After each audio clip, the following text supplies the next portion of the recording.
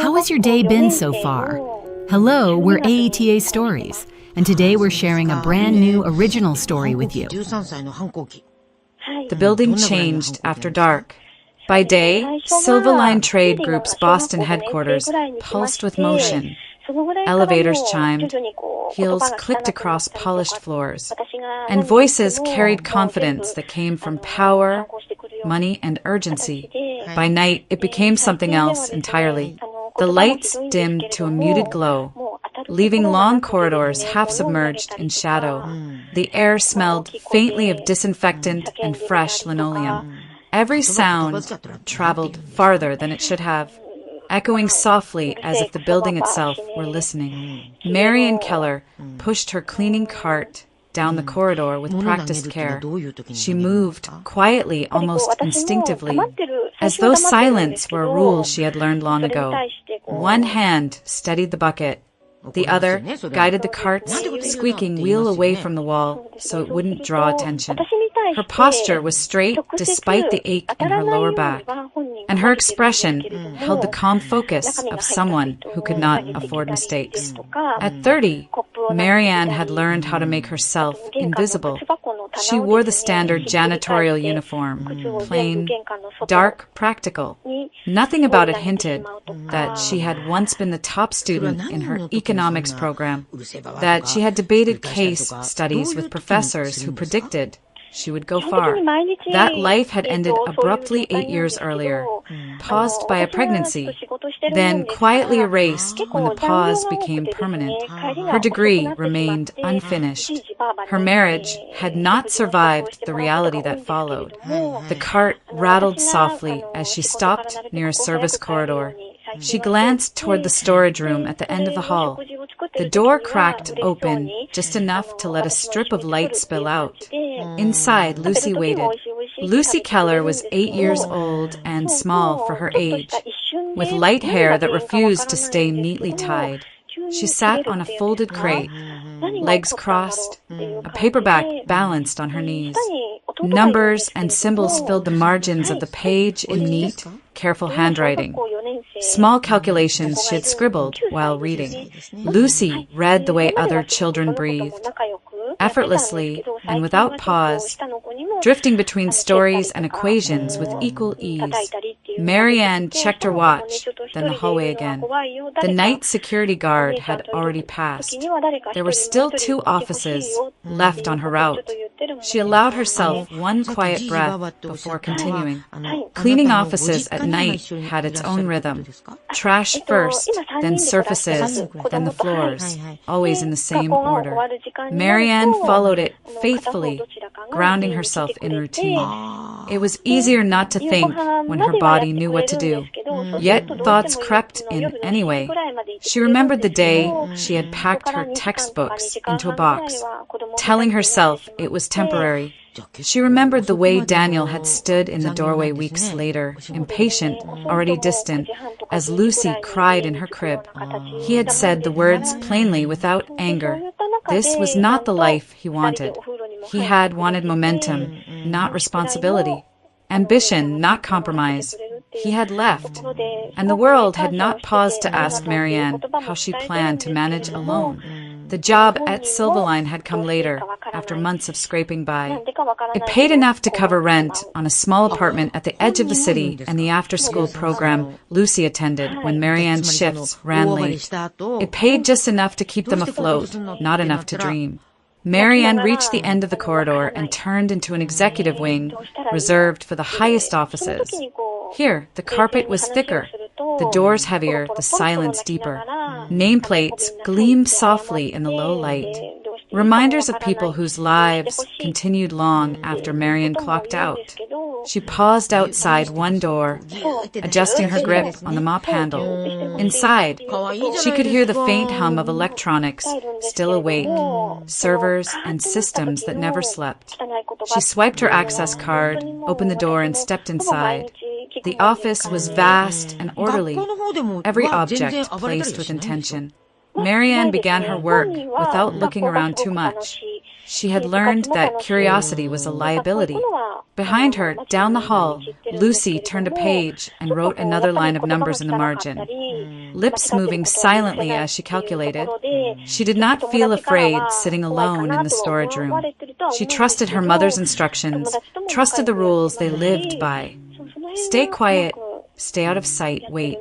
This was their life now. Exhaustion pressed on Marianne's shoulders, heavy but familiar.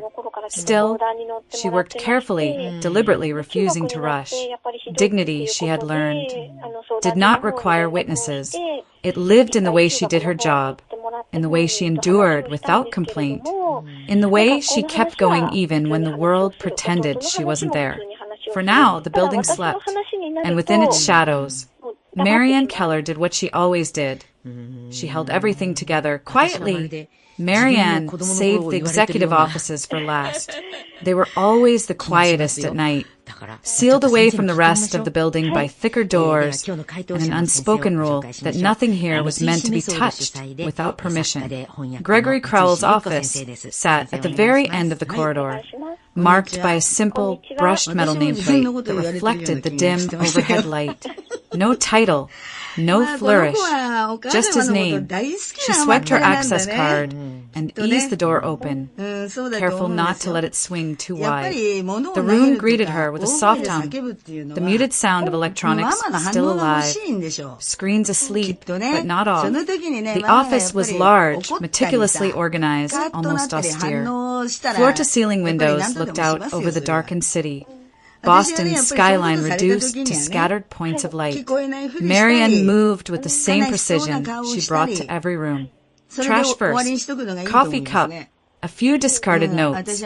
She worked around the desk rather than behind it, keeping her eyes lowered. It wasn't fear so much as habit. People like Gregory Crowell occupied a different layer of the world. Crossing that invisible line had never ended well for her. She dipped the mop, wrung it out, and began working across the polished floor, slow and methodical. The ache in her back sharpened as she leaned forward, but she ignored it. The office smelled faintly of wood polish and expensive cologne, a reminder of a life structured around meetings and decisions that carried weight. She was halfway across the room when she heard it, a soft sound near the doorway. Not footsteps, a hesitation. Marianne straightened abruptly, heart stuttering.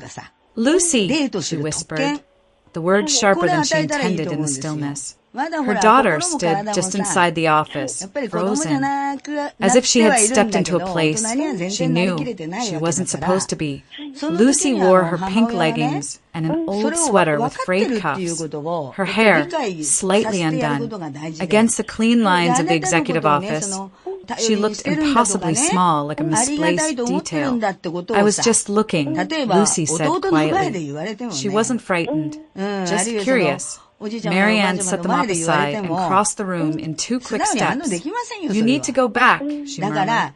"You know the rule." Lucy nodded, but didn't move. Her gaze had already shifted, pulled toward the desk. Gregory Crowell's desk was massive, carved from dark wood. Its surface almost entirely clear. Almost. A thick folder lay open near the center, papers neatly aligned, held down by a simple metal clip. The top page was filled with dense text and columns of numbers. Lucy took a step closer before Marianne could stop her. "Lucy," Marianne said again, more urgently now. But Lucy wasn't listening. She tilted her head, slightly reading. Her lips moved without sound as her eyes tracked across the page. The room seemed to contract around them, the silence growing heavier with each second. Marianne reached for her daughter's arm. The door opened. The sound was unmistakable, solid, deliberate. Marianne turned, her hand still hovering in the air, and felt the blood drain from her face. Gregory Crowell stood in the doorway. He was taller than she had expected.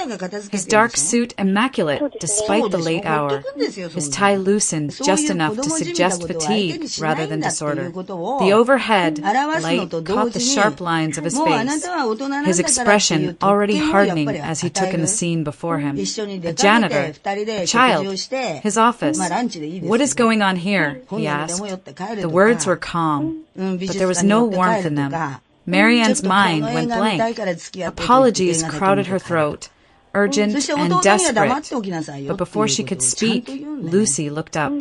She turned toward Gregory Crowell, unflinching. Her eyes were serious, focused in a way that didn't match her age.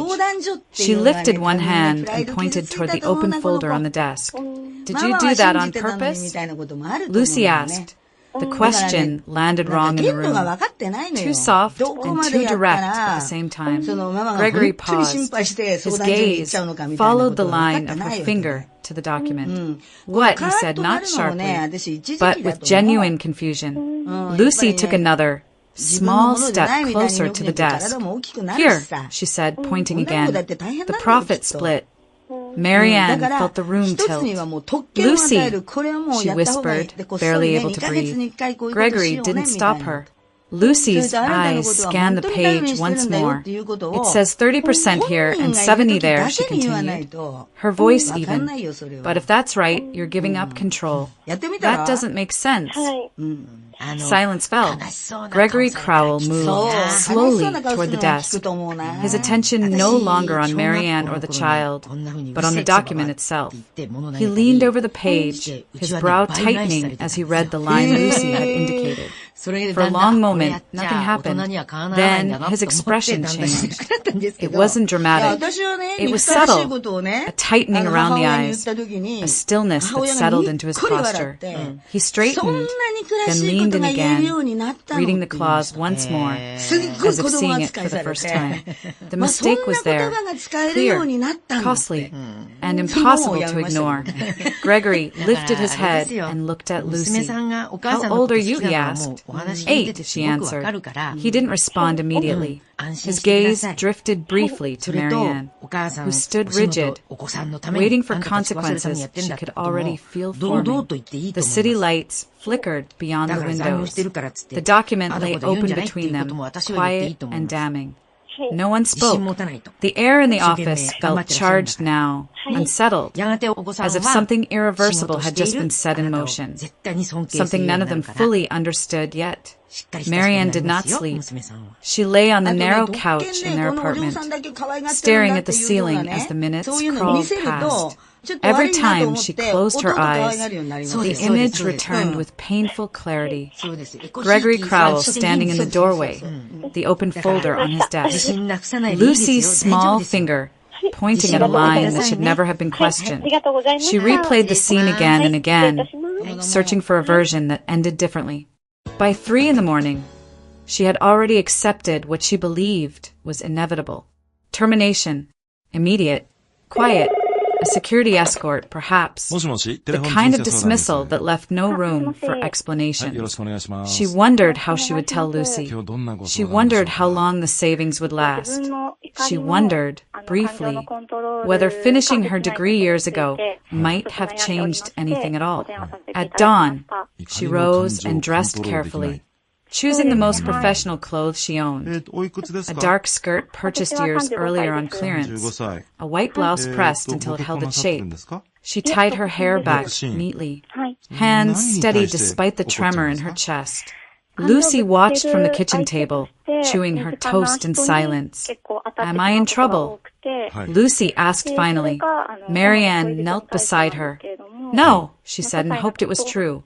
"You did nothing wrong." At 8:55 a.m., Marianne stood outside Gregory Crowell's office once more. The corridor was alive, now, footsteps, voices, the low hum of a building, fully awake. It felt like a different world from the one she had occupied the night before. At exactly 9, the door opened. "Come in," Gregory said.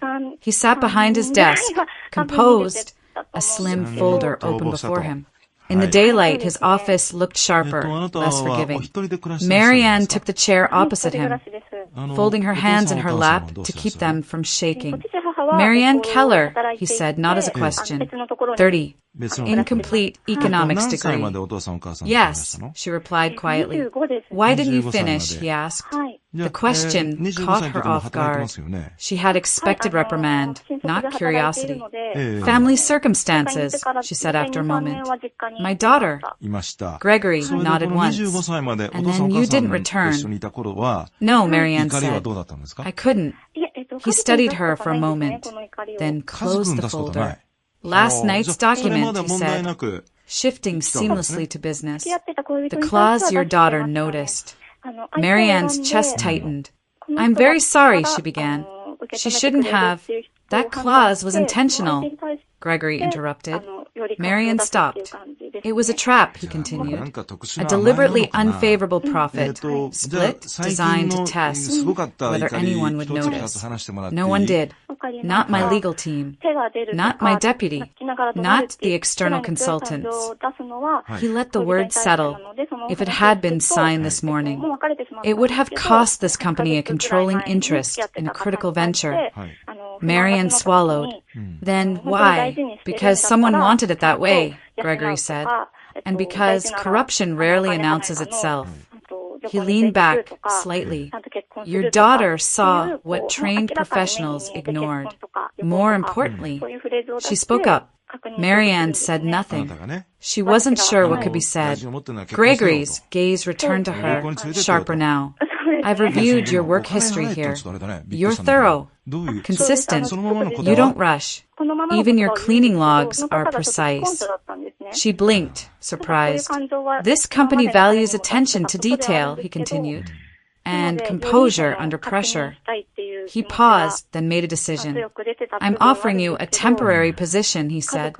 Junior documentation assistant. 3-month probation. You'll work under supervision.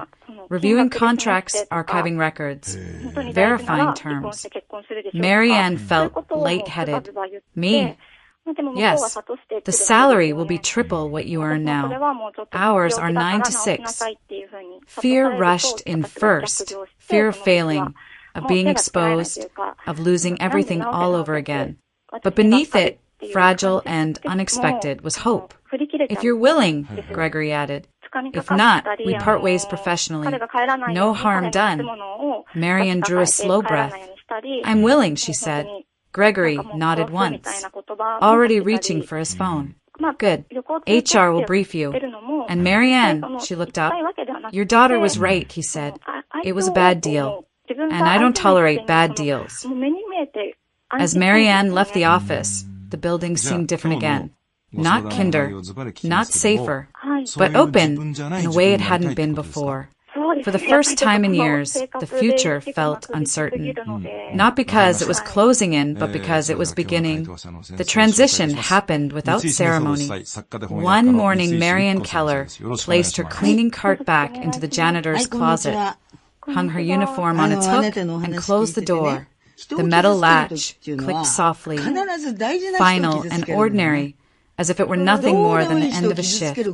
10 minutes later, she stood at the edge of an open office floor, holding a temporary badge and a thin folder with her name typed neatly on the cover. The space felt exposed. Rows of desks stretched out beneath bright overhead lights. Screens already glowing with emails and spreadsheets. Conversations flowed easily here, confident, quick, layered with inside jokes and shorthand Marianne didn't yet understand. She became acutely aware of her posture, her hands, the sound of her shoes on the floor. There was nowhere to disappear to. No corners, no shadows. Marianne Keller. She turned to see Sandra Whitman approaching. Sandra Whitman was in her early 50s, impeccably dressed, her silver-streaked hair cut short and precise. Her gaze was sharp, evaluative, the kind that cataloged details instantly and forgot nothing. She did not smile. I'm the director of human resources, Sandra said. Follow me. They walked past desks that fell quiet just long enough for glances to be exchanged. Marianne felt them land on her back. Curious, skeptical, faintly amused. She recognized some of the faces. She had emptied their trash, wiped down their desks after hours. None of them looked away. Sandra stopped at a small workstation near a constantly humming printer. "This is yours," she said. "For now." "For now," echoed in Marianne's head. "I'll be clear," Sandra continued, lowering her voice slightly. "This was not a popular decision. You were not expected. You were not prepared for. And people here will be waiting for you to fail." Marianne met her gaze. "I understand." "No," Sandra said evenly. "You don't. Not yet. There is zero tolerance for mistakes. You will be watched. Your work will be scrutinized. Any misstep will be taken as proof that you don't belong." She paused. "Do you belong?" Marianne swallowed. "I plan to earn it." Sandra studied her for a moment longer, then nodded once. "Good. Your first assignment is archival review. 2 years of contracts. Digitization, indexing, verification. You will read them, not skim. Read." She handed Marianne a thick stack of folders. "If something seems unusual, you bring it to me, and only me." As Sandra walked away, the office noise returned. Quietly at first, then fully. Marianne sat down and opened the top folder. Her hands, steady despite the tension curling in her chest. By lunchtime, the whispers had found her. "That's her. The janitor." Apparently. Unbelievable. A woman in a red dress stopped by Marianne's desk mid-afternoon. Alyssa Monroe, from marketing. Her smile sharp and deliberate. "Hi," Alyssa said lightly. "I'm Alyssa. Heard about your promotion." Marianne nodded. "Nice to meet you." Alyssa's eyes flicked over her. Clothes? Posture. The careful way she held her pen. "It must have been quite the cleaning job," she added, then laughed softly and walked away. Marianne didn't respond. She turned back to the document in front of her. The days settled into a punishing rhythm. Up before dawn to pack Lucy's lunch and walk her to school. A bus ride into the city. 8 hours of focused work under fluorescent lights. Evenings filled with homework, laundry, and exhaustion that seeped into her bones. When Lucy slept, Marianne read more contracts, her mind slowly reconnecting with concepts she hadn't used in years. The terms came back to her gradually. Payment schedules, penalties, risk allocation. She remembered how to look past the language to the intent beneath it. It was during one of those late evenings, eyes gritty from fatigue, that she noticed the first irregularity. It wasn't a glaring error, not like the clause Lucy had spotted. It was smaller, a pattern in vendor discounts that appeared generous on paper, but oddly consistent in their deviation from standard terms. She flagged the page, then another, and another. By the end of the week, she had a handful of notes and a quiet, persistent sense that something was off. Sandra passed by her desk and paused. "How's it going?" "Slow," Marianne answered honestly, "but thorough." Sandra nodded. "Keep it that way." As Marianne returned to her screen, she felt the weight of the room pressing again. The doubt, the resentment, the unspoken question of whether she deserved to be there. She did not answer it. She kept reading. The first real paycheck arrived quietly, deposited into Marianne Keller's account on a Friday morning.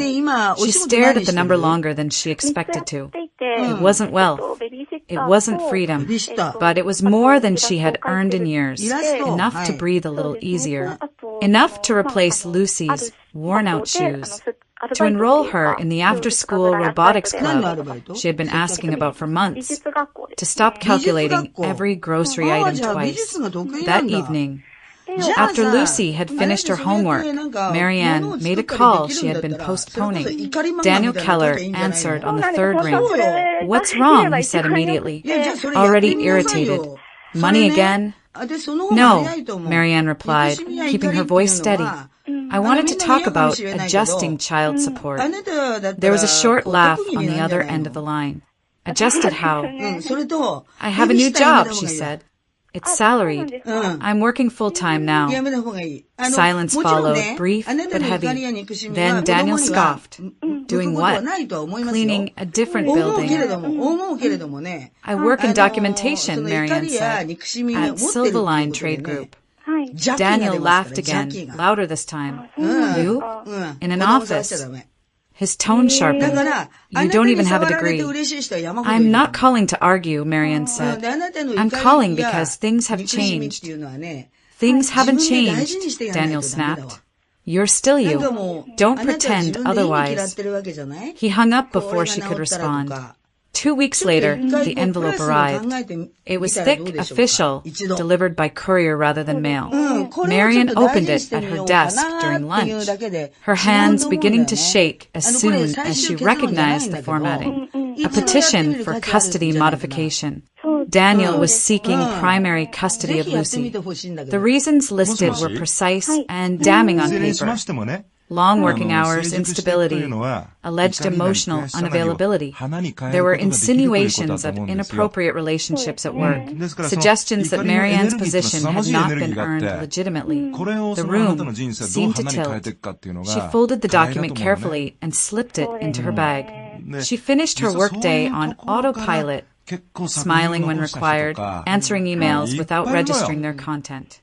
By the time she reached home, the fear had settled deep in her chest, cold and immovable. Lucy returned from her father's apartment that Sunday evening, quieter than usual. She didn't chatter about movies or pizza. She placed her backpack by the door and stood awkwardly in the hallway, twisting the strap between her fingers. Did something happen? Marianne asked gently. Lucy shrugged. Not really. Marianne knelt in front of her. Lucy hesitated, then said, Dad's friend asked me questions. What friend? Alyssa, Lucy replied. The lady from your work. The one with the red dress. Marianne's stomach tightened. What kind of questions? Lucy frowned, trying to remember where you work, what your boss is like, if you stay late, if you're nice to him.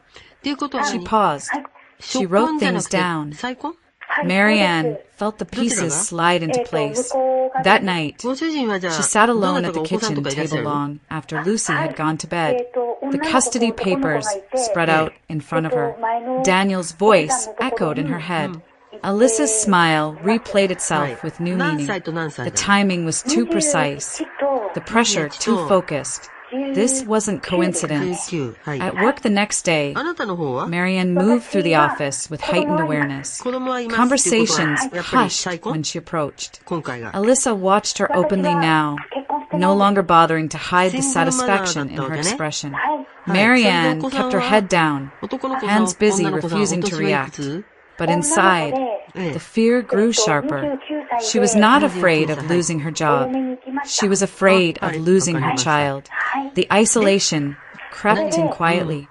She stopped reaching out to friends she no longer had time to see. She slept less, ate less. Every sound of her phone made her flinch. Every unfamiliar number felt like a threat.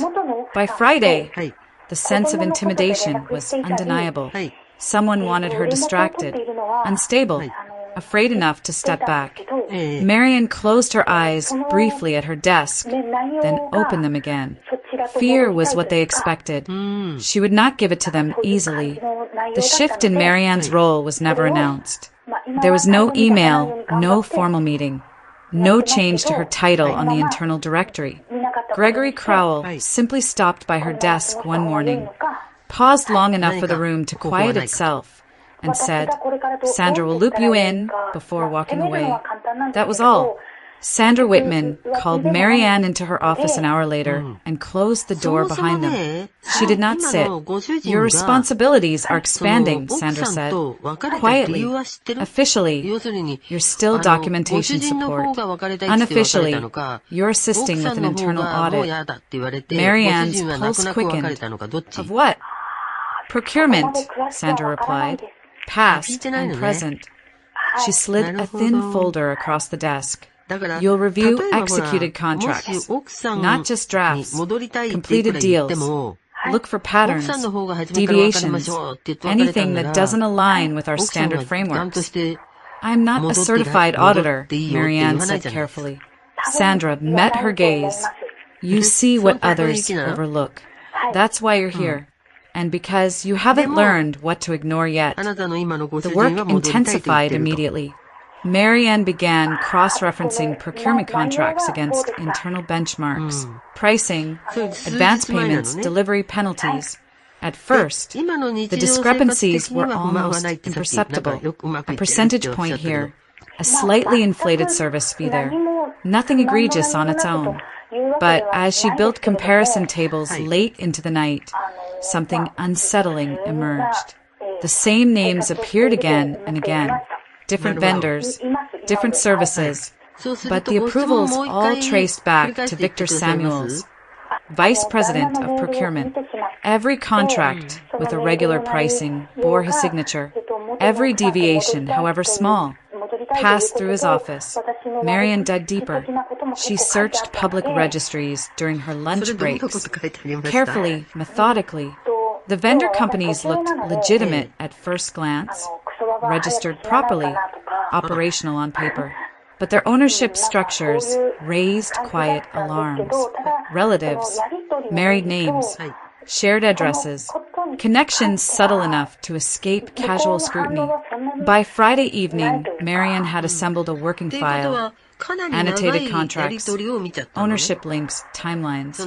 She saved everything to her secured project folder, backed up twice, and logged out with a sense of grim certainty. Something was very wrong.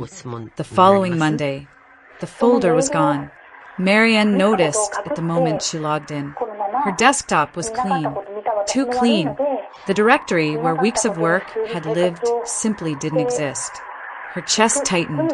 She checked the recycle bin, the shared drive, the audit archive. Nothing. Her hands trembled as she refreshed the screen, then froze as a voice rang out behind her. What is this supposed to mean? Victor Samuels stood several desks away, holding a printed email. His face was flushed with anger. Conversations around them stalled mid-sentence. Explain, he demanded, loud enough for half the floor to hear. Marianne stood. I don't know what you're referring to. You accessed restricted procurement data, Samuel said sharply. Copied sensitive files, and now they're gone. He held up the paper. An anonymous report suggests you were preparing to sell them to a competitor. The room went silent. That's not true, Marianne said. My files were deleted. I didn't copy anything. How convenient, Samuel snapped. You lose the evidence right when you're caught. Sandra stepped forward. Victor, this is inappropriate. Oh, is it? Samuel shot back. You brought her in. A janitor with no degree suddenly auditing procurement? And now our pricing data shows up with a rival firm. Gregory Crowell emerged from his office at the far end of the floor. What's going on? He asked calmly. Samuels turned to him. She's compromised us, he said. I want her terminated immediately. Gregory's gaze shifted to Marianne. Is that true? No, she said. Her voice held. Barely. My work was erased overnight. By who? Samuels demanded. Your imaginary accomplice? Before anyone could answer, a quiet voice cut through the tension. I can check. Ethan Brooks stood near the server alcove, his posture hesitant, but his expression focused. He wore his usual rumpled sweater, glasses slightly crooked. Do it, Gregory said. Ethan moved to Marianne's workstation and began typing. Lines of code scrolled across the screen. The office held its breath. Files weren't copied, Ethan said after a moment. No external transfer. No cloud sync. Samuels opened his mouth to speak. They were deleted, Ethan continued, manually. At 2:14 a.m., he paused, then turned the monitor slightly. The login wasn't from Marian Keller's credentials. Gregory stepped closer. Whose was it?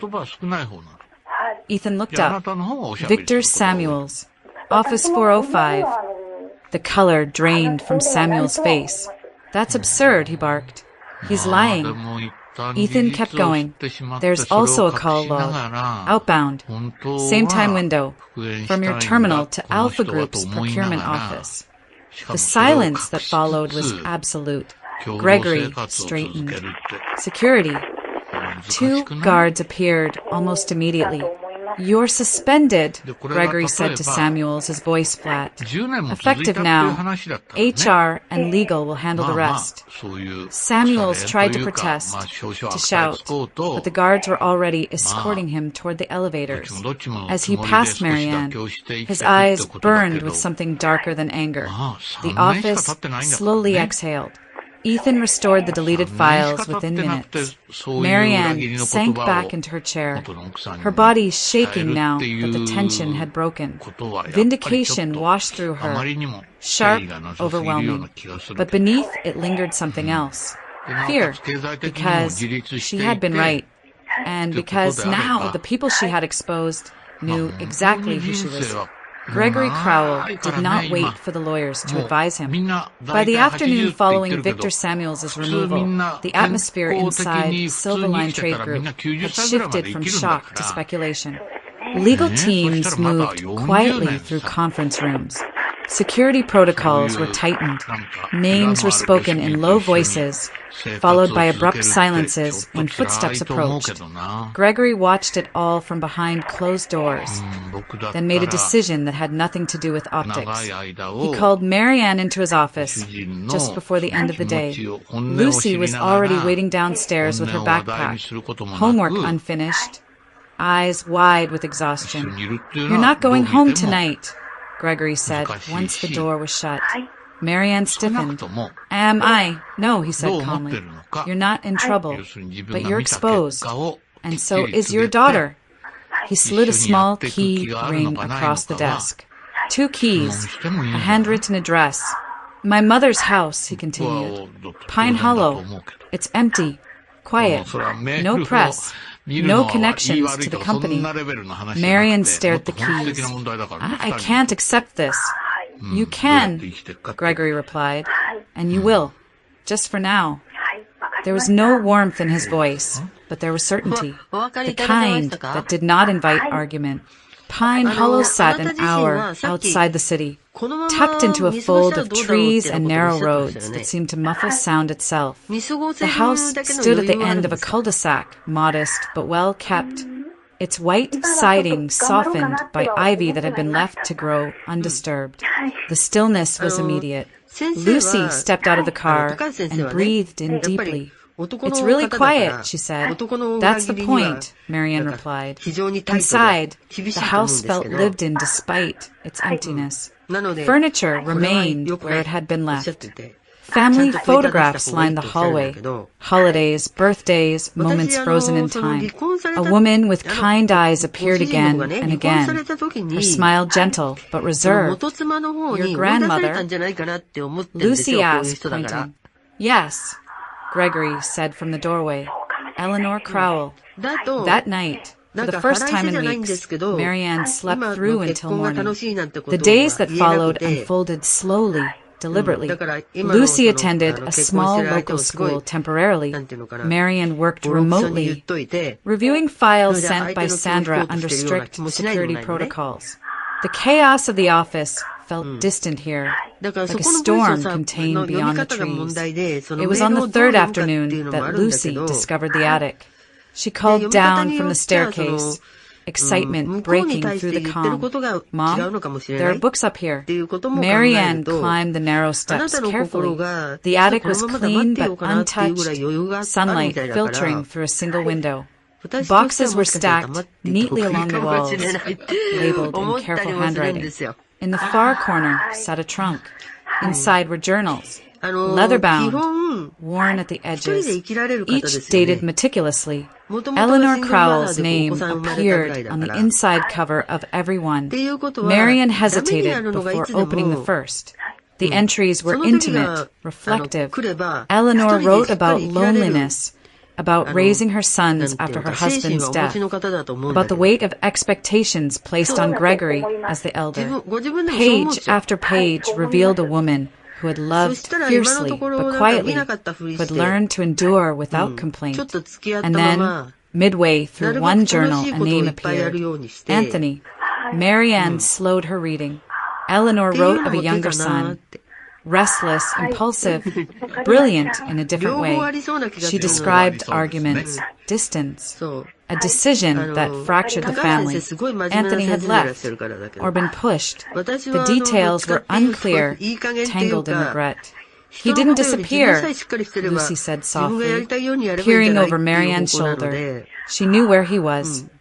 Marian nodded. Eleanor had written about letters returned unopened, about rumors, about guilt that never faded, about silence that felt deliberate.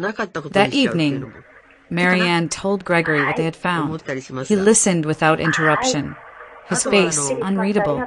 When she finished, he looked toward the window, the trees swaying gently beyond the glass. I knew she kept journals, he said finally. I never read them. Anthony is alive, Marianne said. Gregory closed his eyes briefly. I suspected as much. The revelation did not bring relief. It brought weight. That night, Marianne stood on the back porch, the cool air settling around her. The house creaked softly, alive in its quiet way. Lucy slept upstairs, safe for now. The danger hadn't passed. It had only shifted. But here, in the stillness of Pine Hollow, there was space to breathe, space to prepare, space before everything changed again. It felt like the pause before something inevitable, the calm before the final storm. The trade exhibition arrived with ruthless timing. 4 Silverline Trade Group. It was the most visible industry event of the year. 3 days of negotiations, public commitments, and reputational risk compressed into a single, high-profile showcase. Investors, competitors, regulators, and journalists would be present. Deals would be announced. Futures would be implied. There would be no margin for error. For Gregory Crowell, it was the moment everything converged. Despite the ongoing internal investigation, Silverline could not withdraw without signaling weakness. The exhibition would go forward, quietly, deliberately, and under heightened security. Marianne knew this when Sandra called her early that morning. You're coordinating logistics, Sandra said without preamble. Vendor access, document flow, stage materials, internal briefings. Everything passes through you. Marianne paused. That's a lot of exposure. Yes, Sandra replied, which is why it needs to be clean. By the time Marianne arrived at the convention center, the space was already alive with controlled chaos. Booths were being assembled, digital displays tested, security teams stationed at key entrances. The Silverline area occupied the central floor, designed to project stability and confidence. Marianne moved through it all with a clipboard and an earpiece, checking names against access lists, verifying shipments, cross-referencing schedules. Every minute was accounted for, every document logged. Pressure pressed in from all sides. She felt it when a shipment arrived 10 minutes late, when a vendor insisted on bypassing protocol, when a junior staffer panicked over missing presentation materials that Marianne located in seconds. She did not raise her voice. She did not rush. She worked the way she always did, precise, methodical, unyielding. Somewhere across the floor, eyes watched her. Daniel Keller arrived shortly after noon on the first day. Badge clipped to his jacket, his smile practiced. He was not scheduled to be there. Marianne noticed immediately. Alyssa Monroe followed an hour later, dressed impeccably, moving easily through the space as if she belonged. She exchanged brief glances with Daniel, subtle enough to be missed by anyone not already alert. Marianne felt the warning settle in her chest. She signaled Ethan Brooks through the earpiece. "We may have an issue." "I see them," Ethan replied. He was stationed in the temporary surveillance room, monitors lining the walls. "I'm tracking movements." The attempt came quietly, a delivery request rerouted, a restricted document packet misplaced, a technician suddenly claiming authorization to access the stage systems. Each move was small, plausible, designed not to trigger alarms on its own. But together, they formed a pattern. "Someone's trying to disrupt the main presentation," Ethan said. "Possibly swap documents or crash the system." Marianne scanned the floor and spotted Alyssa near the document transfer station, speaking to a staffer whose badge color didn't match his role. "Cut access to Station C," Marianne said. "Now." Security responded immediately, redirecting personnel under the guise of a routine check. The staffer was escorted away without incident. Alyssa's smile tightened just briefly. Minutes later, a power fluctuation rippled across the stage lighting. Gasps followed. The main screen flickered, then stabilized. Contained, barely. Ethan's voice returned, sharper now. Daniel attempted to enter the control corridor. Security stopped him. He claimed confusion. "Log everything," Marianne said. The exhibition continued. On the surface, Silvaline's presence remained flawless. Presentations were delivered on schedule. Meetings proceeded. Applause came at the right moments. But beneath it all, tension coiled tightly, invisible but unrelenting. Gregory watched from the sidelines, his expression composed. He said nothing.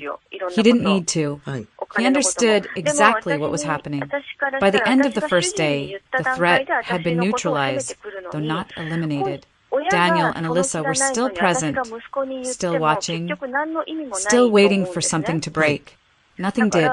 As the lights dimmed and the crowd thinned, Marianne finally allowed herself to exhale. Her hands shook slightly as she set her clipboard down. This had not been the reveal. It had been the warning. And as the exhibition moved toward its final day, toward Gregory Crowell's keynote address, the tension sharpened. Whatever truth was coming next would not remain hidden much longer. The stage was set. The final day of the exhibition began with a sense of anticipation that felt heavier than applause. By mid-morning, the main hall was filled beyond capacity. Industry leaders, press representatives, and senior partners took their seats, drawn not just by Silvaline Trade Group's prominence, but by the rumors quietly circulating since the first day. Something was coming. No one could say what, but everyone felt it. Backstage, Marianne stood with her headset in place, monitoring schedules and signals, her posture steady despite the tension thrumming beneath her skin. Ethan's voice came through her earpiece, low and focused, all systems stable. Security is in position. She nodded, though he couldn't see it. Across the hall, Gregory Crowell waited near the stage entrance, reviewing notes he already knew by heart. His expression was controlled, but Marianne recognized the stillness in him now. This was not nerves. It was resolve. The keynote began precisely on time. Gregory stepped onto the stage to measured applause. He spoke first of the company's growth, its resilience, its commitment to transparency in a volatile market. His voice carried clearly through the hall, calm and authoritative. The words were familiar, expected until they weren't. "There is," Gregory said, pausing, "another matter I need to address today." The room quieted. For years, Silvaline operated under the assumption that loyalty and experience were safeguards. We believed internal oversight was sufficient. これが人 We が were いい wrong. 人だったらいい私 A が ripple 働くよと passed か through the 言って audience. いや Cameras 頑張る lifted. お母さんもい Pen るかもしれ stilled. ないよ世の中に Gregory ね turned それがいいと言うん slightly, じゃなくてよ gesturing toward the それか side ら of the もう一 stage. つ I'd あな like た to の introduce 決定 someone. 的に失敗したことが一個 The ある man who stepped into the light だっ was て unfamiliar to ま most, ず家に入って but not 3 to 万 Gregory. 円これは分かるよ Anthony ね Crowell walked そのぐらいあ forward なたは without hesitation. 大の大人の He 家 was にも slightly 3万円 broader 入れな than さ his いよ brother. 正 His 当な posture 話で relaxed す in a よ way それ Gregory's からしあな never た借 was. 金あるんだから Where 2万 Gregory's 5千円 gaze これ was 毎月 sharp 返し and なさいよ guarded, これも Anthony's eyes 正 were 当な open, 話ですよ searching, この unmistakably 次の alive. 7万円 A が正 murmur 当じゃないのよ swept the hall. Anthony 意味がわからない Crowell, Gregory said, 私あな his たた voice ちだら steady しない but から altered. 私が My 預か brother. る For a こんなの fraction of a 誰が納 second, 得できん the の world seemed to stop. Anthony took the これ microphone. がダメにして He るん didn't ですよ smile. I wasn't sure I'd ever stand here, he said quietly. But some debts don't disappear with time. Screens behind them lit up. Documents appeared, financial records. Transaction histories. Timelines stretching back more than a decade. Names surfaced. Shell companies. Procurement irregularities. Patterns too precise to deny. Anthony spoke plainly, outlining a long-running scheme orchestrated by Victor Samuels, built on insider access and hidden ownership structures. He named accomplices. He described how contracts were siphoned, inflated, rerouted, how silence was bought and threats were leveraged. The room grew colder with every word. And when the risk became too high, Anthony continued, those involved began to eliminate liabilities. He did not need to explain further. Security moved as names were spoken. Daniel Keller rose abruptly from his seat, face pale. Alyssa Monroe stood beside him, her composure cracking as officers closed in. There was no shouting, no struggle, just the sharp, unmistakable sound of consequences arriving. Marianne watched from the edge of the hall, her breath shallow. Lucy's face flashed in her mind. The fear, the pressure, the weeks of doubt. It was over. Anthony finished speaking and stepped back. The silence that followed was not confusion. It was understanding. Gregory returned to the microphone, his eyes never leaving his brother. Silverline will cooperate fully with authorities, he said, and we will rebuild openly. Applause rose slowly, then firmly, not celebratory but resolute. When the lights dimmed and the crowd dispersed, Gregory and Anthony stood alone on the stage. For a long moment, neither spoke. I looked for you, Gregory said finally. I know, Anthony replied. I wasn't ready to be found. Gregory nodded once. I should have listened. Anthony exhaled, something easing in his shoulders. We both survived. That counts for something. They embraced, briefly, awkwardly, honestly. Nearby, Marianne turned away, giving them privacy. Her role in this moment was finished. She had done her part. Truth had surfaced. Justice had followed. And for the first time in a long while, the future did not feel like something to endure, but something that could finally be built. Justice did not arrive with noise. It settled quietly, document by document, ruling by ruling, as truth moved from the public stage into the slow machinery of law. Daniel Keller's custody petition collapsed before it could gain traction. The evidence presented, his coordination with Alyssa Monroe, his role in attempted sabotage, the financial irregularities tied to Victor Samuel's network undermined every claim he had made. The court dismissed his case without hesitation. Lucy remained with Marianne, where she had always belonged. The relief was profound, but it was not dramatic. There were no tears in the courtroom, no triumphant words. Marianne simply held Lucy's hand a little tighter as they left the building, both of them breathing more freely than they had in months. At Silverline, changes followed with equal quiet. Gregory Crowell called Marianne into his office one morning. This time without tension, without urgency. The room felt different now, lighter, stripped of secrets. We're establishing a permanent internal audit department, he told her. Independent, accountable, and answerable only to the board. Marianne listened, careful not to assume. I want you to lead it, Gregory continued. Not as a favor, as recognition. She did not speak right away. The weight of the offer pressed against everything she had once believed about herself. About ceilings, limitations, the narrow spaces she had learned to survive within. You don't need to answer now, Gregory added. But know this, you've already been doing the work.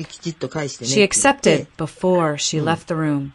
The company arranged for her education to be formally reinstated. Tuition was covered. Scheduling was flexible. What had once been abandoned out of necessity returned as a choice. Marianne studied in the evenings, methodically, without drama, the same way she approached everything else. She finished what she had started.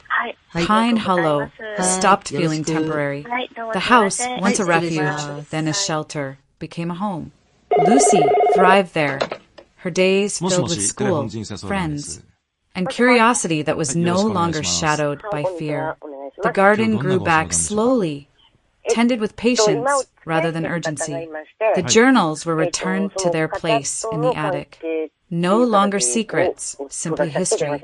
Ethan Brooks became part of their lives in the same unforced way. He never announced his presence. He showed up when things needed fixing. He stayed when conversations ran long. He listened more than he spoke. Lucy trusted him without hesitation, which Marianne understood as the highest measure of anything. Their relationship unfolded without promises or declarations. It was built instead on reliability, on shared meals, late-night problem-solving, quiet laughter. Nothing rushed, nothing hidden. 2 years passed. Marianne stood in her office one afternoon, reviewing a report that would be presented to the board the following week. The department she led was small, precise, and respected.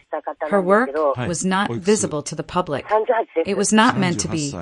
Lucy, now 10, waited at home with a book open on the kitchen table, pencil in hand, already searching for patterns.